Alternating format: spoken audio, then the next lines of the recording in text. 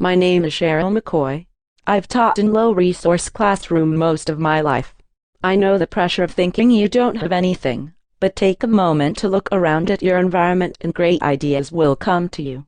It's wonderful that you've joined me in watching this simple idea for making a bracelet. Please like my video and subscribe to my channel. I've created a video that captures the process of my work in a simple activity that requires few resources. The materials to use: 3 extra long straws, 1 to 2 skeins of yarn, and tape. This tutorial suggests painter's tape for visible contrast and ease of removal. Use a ruler of your choice. Those materials are all shown in the picture. There is a missing supply: the fabric tape measure. Use it to measure the wrist length of the person who will wear this bracelet. If you don't have a fabric tape measure, put a bit of yarn around the wrist of the person who will wear the bracelet. After that, measure the yarn that fits around their wrist with your straight ruler. The weaving yarn, called the weft, will measure about 10 to 15 feet long. To keep the class flowing, create a fun counting activity for the children while measuring the yarn. Once you have the desired length, cut. If more thread is needed later, you can simply tie it on. To begin the bracelet weaving, you will need 2 feet of working yarn, the warp. Cut this off.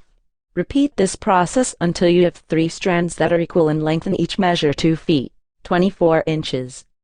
Lay out each extra long straw and yarn strand as you see in the picture. Then thread 1 strand of yarn into 1 extra long straw. When each straw is threaded, make sure there are about 3 inches of yarn sticking out of the top. You'll need that in the next step. Once you have the straws threaded, you are ready to tie them together. Tie a knot joining all 3 base strands, just as you see in the picture. Using the painter's tape, secure the knotted end of the yarn to the table. Follow the directions on the pictures above. Load the weft yarn on the shuttle. The shuttle is a cardboard piece that helps you weave the yarn. It is called the shuttle because it moves and carries yarn like a bus or a shuttle carries people.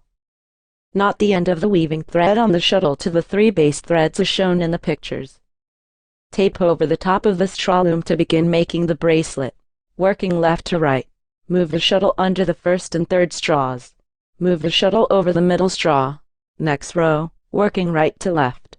Weave the shuttle under the middle straw while weaving it over the first and third straws. The shuttle is the card that you wrapped with the weaving yarn, the weft.